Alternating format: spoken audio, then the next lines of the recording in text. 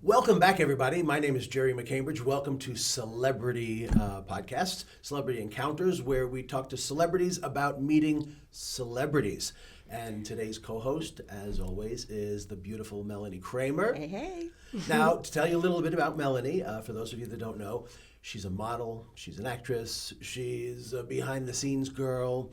And the thing that I like most is, as you know, I am a magician or a mentalist, and you work for magicians figuring out how the tricks work. So when a magician is building a new trick from scratch, they hire her to come and be the experimental hottie. How do you describe what you do? Yes, I a lot of scars and bruising. Battle scars. Yes, I'm the girl in the box that does the real magic while they do this and get all the credit. You know? Well, they designed the illusion, so they got to get some credit. I guess so. She does a little bit of everything. So she is here with us today, and we have a special guest with us. Doc Phineas is here. Hey, Doc. Hi, Doc. Hi, how are you guys? Or should we say, what's up, Doc? That's appropriate. I love your look. I know, and the style, even the background, like with everything about him, I love. I'm a magician, so I wear nothing but black all the time. It's either that or a top hat. My underwear is black. My shirts, everything is black. And you are Mr. Colorful. Oh my God! You know the background is colorful. You are colorful. He reminds me of a fancy explorer. Fancy. Well, yeah. Here's Thank something. you, Donatella. I mean, I'm head to toe in Donatella today. I thought that'd be fun for you. So. Donatella Versace. Oh, I thought the Ninja Turtle. Versace. I'm also on a movie set, so this is my character I'm currently playing in Las Vegas Love Story. So tell us about it. You're in a movie?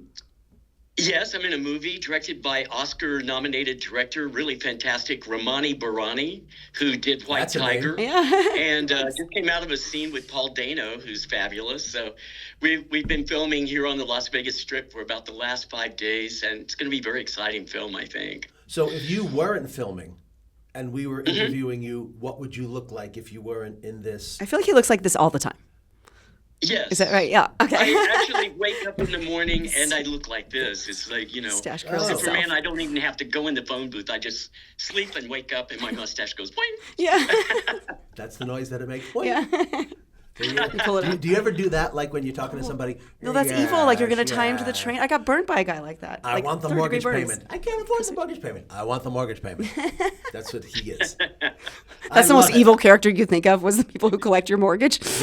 Yes. So before we get onto your celebrity encounter, let's talk about you, because as always, I have extensive notes, and you've been in 46 motion pictures. You've been on 300 television shows. You've been on. We have something in common. We've both been on Pawn Stars. I was selling something old. Did they have you on as the old thing that somebody was selling, or were you selling something? He's not the old thing someone was selling. Is that what you make jokes? I'm the professor on that show. I'm in 54 episodes. I'm Rick's main appraiser on Pawn Stars. So what do you appraise? Well, I have a PhD in archaeology. You know, I've been a professor at UNLV. And I've been teaching along with, I have these two careers. So I also teach. And I've been an archaeologist for the last 55 years. That's why I'm on the History Channel. So he isn't I'm on Discovery. I'm on Travel. So you're like the guys in Jurassic Park that go dig up the stuff. I am that guy who's out there. I'm getting ready to leave for Mexico. And we're using infrared ground scanning and Zoom technology right now, you know, using drones and everything. And we just discovered 7,000 Mayan buildings in Yucatan.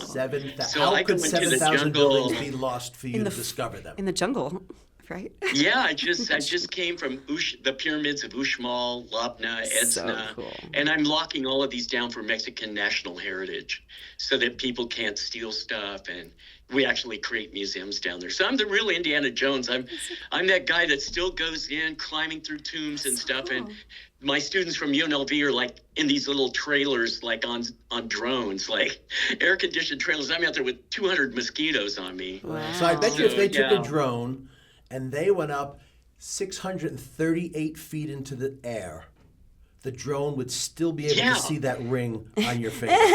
What is with that ring? Show it to the camera. You have to kiss it if he shows it to you. Holy crap. My jewelry box isn't that big. Does it open? It looks like it does stuff. I mean, I have... It looks like the underdog ring. He flips it open, he takes the pill. Oh, the poisons. Oh my God. No, Underdog uses it to like come alive. So you take that pill and you go, super archaeologist is here. This is from an archaeological dig that I did in Mali, in Timbuktu, actually. You found it in the ground? In the African dirt? agate.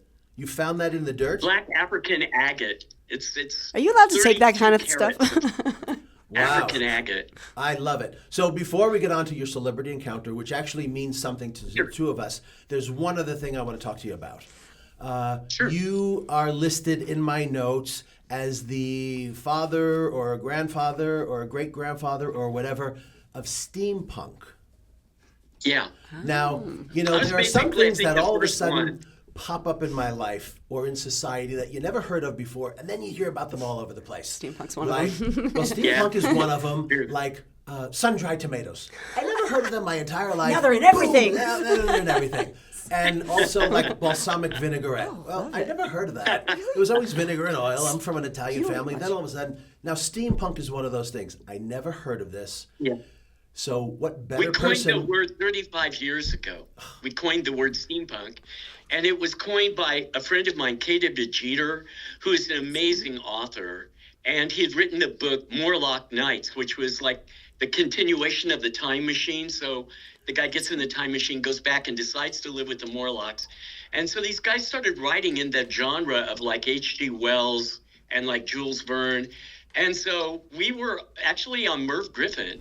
And Merv said to Jeter, well, so what do you call this? Like Victorians? And he goes, well, I don't know. There's cyberpunk. There's, diesel punk. So I guess we're steampunk because steam was the main thing from the engines and 1837 yeah. to 1910, which is our time period. Right. And it became a thing. And then I started wearing top hats with goggles and kind of like 19th century attire.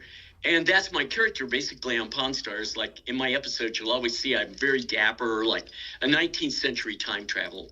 So it's basically based on time travel, and it's been around for 35 years. It's just that it got popularized for some reason, like around 2015. Right. And the next thing I knew, there were like images of me at Disneyland that were like 30 foot tall, like holding up canopies. They're not allowed to do that, and, are they? I became this big thing on television. It's kind of funny. Just when you thought But your head couldn't I get still any love bigger, doing you're it. 35 feet tall. But I So- actually have action figures. So when I go to Comic-Con, That's so I'm there cool. with like Jared Leto, and I've been on Suicide Squad, I've been on Sharknado, all these crazy shows being my character. Where do you get a doll And of then I do yourself? paranormal Where stuff, if too. somebody wants to go out and purchase a doll of you, where do they go? It's like eBay or If where you can? want steampunk attire, No, you you said you have an action figure of yourself. Did you say you have a doll? an action figure. So you have to go to Disney. I've been like with Disney since I was 5 years old. Yeah, you were on the Mickey Mouse that's why Club, my right? career lasts so long.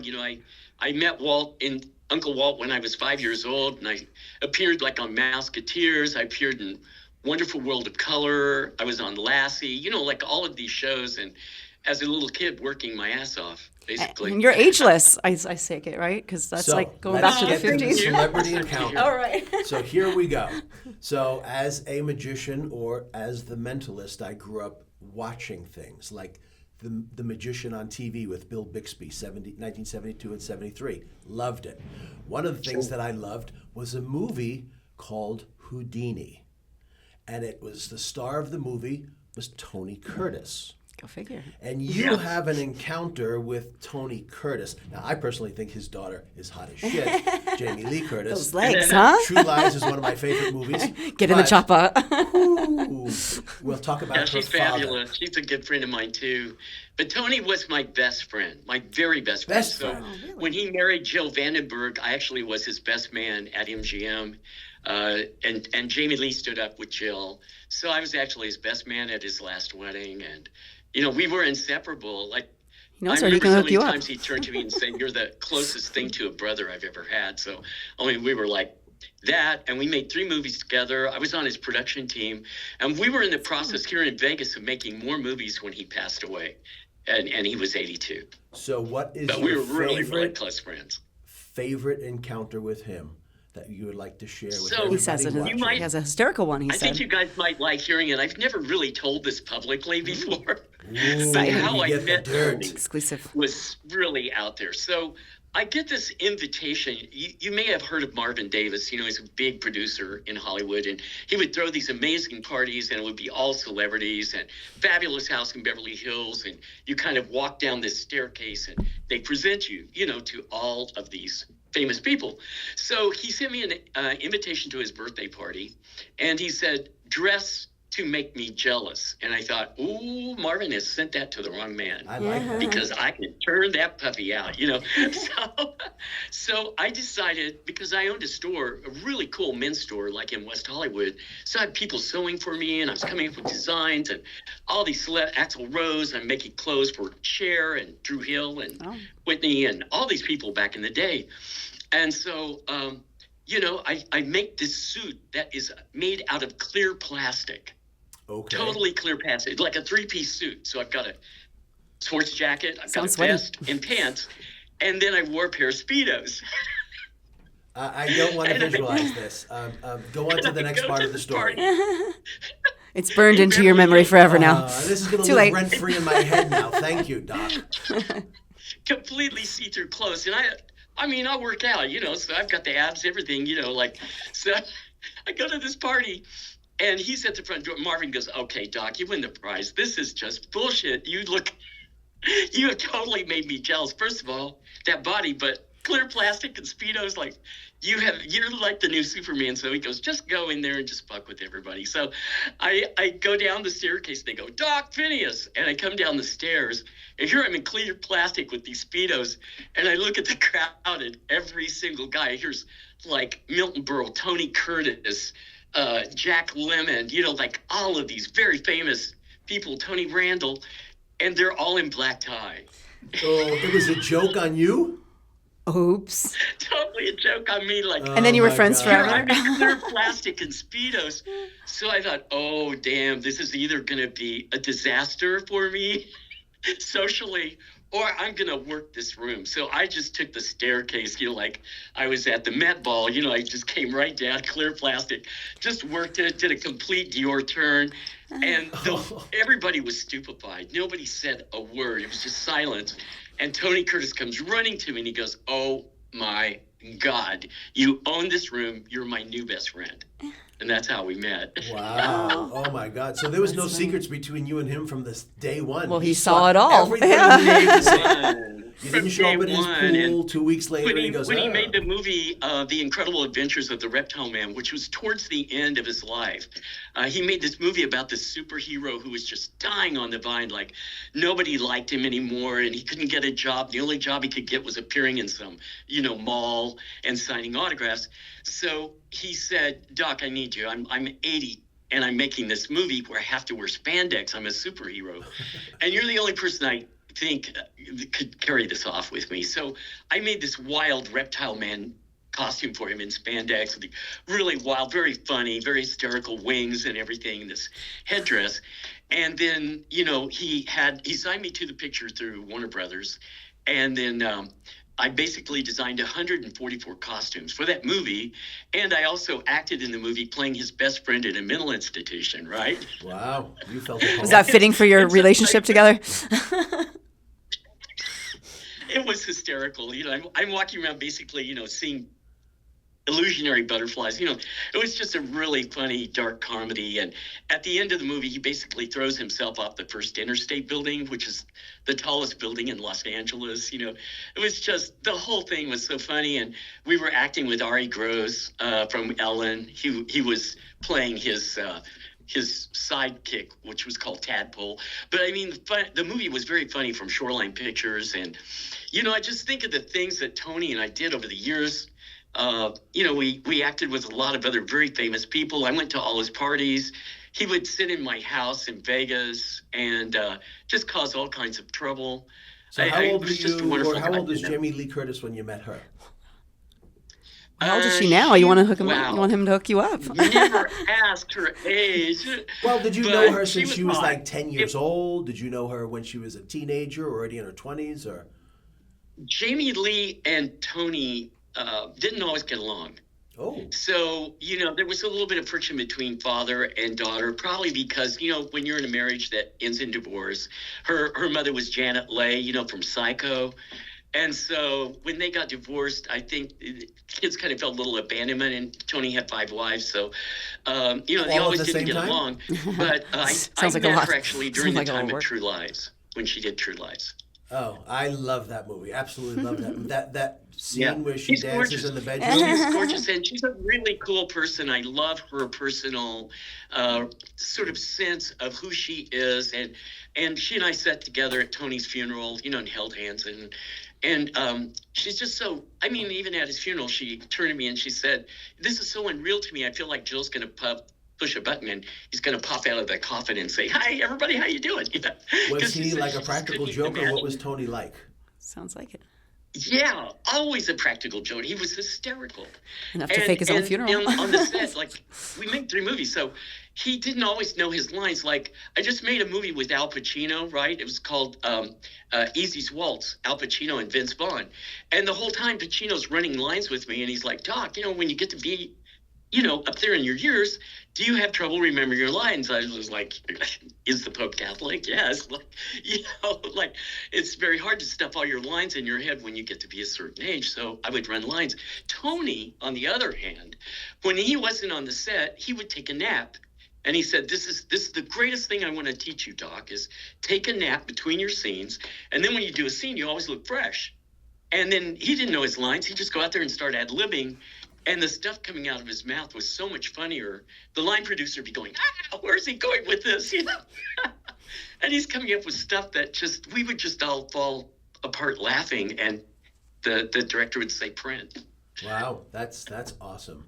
That's awesome. So I realized that whole group of actors like Tony, all those guys were improvising a lot, like Frank Sinatra, people that I knew that were walking, Jack Lemmon, a lot of those people, they come from that school of just throwing yourself into your character and then just running with it. And they probably know where the scene is supposed to go. So as long as they get to that post. He got to kiss Marilyn Monroe in a movie. Who did? Tony Curtis. Uh-huh. Yeah. I'm sure he did. You heard what you said, right? Cameras rough.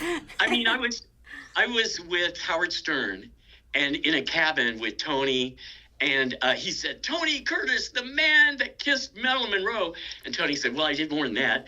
And then he said, "Well, what was it like to kiss Marilyn Monroe?" And Tony said, "Like kissing Hitler." Oh. Okay, so before we wrap this up, a mustache or something? I have a 2-part question for you. What was the best thing about Tony Curtis, and what was the worst thing about Tony Curtis? Because if anyone would know, it's his best friend. Well, the best thing about Tony Curtis is that I think he was an enlightened master, honestly. What? I've lived in India with big gurus, and I learned more from him than I learned from so many teachers I've been with. He had a lot of street smarts, how to live life, I think, coming from Brooklyn, growing up Jewish in Brooklyn. His name was Bernie Schwartz, before he became Tony Curtis. And he was amazing in terms of his street smarts, and what he taught me about acting was just absolutely brilliant that I use in movies I'm doing today. I'm always thinking of Tony and certain things that he told me to do that makes movies more interesting, So that's in that the terms, best. I'm a very devoted friend. And give us the worst. And the worst thing... Well, the worst thing was that I think he was really in denial about aging, because he would call me up and he'd say, "Would you go out dancing with us tonight?" And I'm like, "Okay, Tony, he's 83 years old."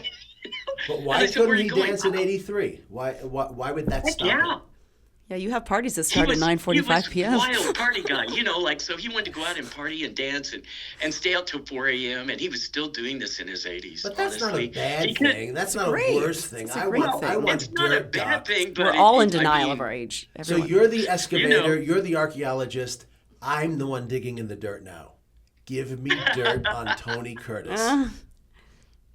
So, I think it's great that he might have been in denial about aging, and I just turned 75, and so I think I'm in denial too a lot about I don't feel 75, I don't act 75, I don't sound 75, and so he was a lot the same way. I think that's why he liked me so much, because we had the same energy. So we could go out and dance, and maybe Don came and he's like, "Oh my God, I'm on the set the next day." and I haven't slept. And Sounds I'm like he's avoiding I'm the on set question. next day, I haven't slept, you know, and that's not always the greatest thing that directors like you to come in like dragging, still in your disco clothes. Yeah, from the he's bad at 1940s. decisions. If he's got married 5 times, Tony Curtis, maybe that's what he's bad at. 5 wives he had? 5 wives. So he's bad at decision I had making. 2 wives. I've been divorced twice. I got 25% of my shit left. I ain't doing it again. How do you divide your shit up 5 times? They must be paying him alimony every month, because how could you have anything left? I think he was a lot like Zsa Zsa Gabor, you know, like he sort of Prenups. kept everything. Somehow he managed to He do had a that. bad He had a picker. good- He may have he had been a good great lawyer. actor, but he wasn't a good picker, was he? Oh, I think he picked some pretty hot people. Like, you know, I met one girl at his funeral who was his child with Gina Lollobrigida, and I didn't even know they had a child, and she was gorgeous. Ooh. She was absolutely stunningly beautiful. And she goes, "Hi, Doc. Yeah, my mom was Gina Lollobrigida. My dad was Tony Curtis. Can you imagine what that child looked like?" She was drop dead gorgeous. So, I mean, And he had you a didn't lot marry of her. girlfriends, and, you know, and he was so cool because he could still get in a dress and do some like it hot. And, you know, he still kind of liked to climb into a dress now and then, you know. Oh, there it is. Well, There's the dirt you that wanted. is a totally different He likes to podcast wear we're gonna dresses. do. Not Celebrity Encounter. It's Celebrity Out of the Closet podcast. We work on that one It's next. not really an out of the closet thing. I think he just liked to cross dress. You know, I think he really liked women, but It's freeing with nothing you know, down there. I would have to say, Tony, you cannot wear that dress. That's Jill's, and you'll stretch it out, and she's going to kill me. Says So- a man who wears a plastic suit to a Yes. black tie party. Yes. And leaving on that note, we are going to wrap this up, Doc. You have been a fun, colorful guest. I have had a good Thank you. time. How about you? Always. For those of you, Celebrity Podcast, look us up on YouTube, subscribe, like, you know the whole All the deal. things. I'm Gerry McCambridge. Melanie Kramer. Have a good one.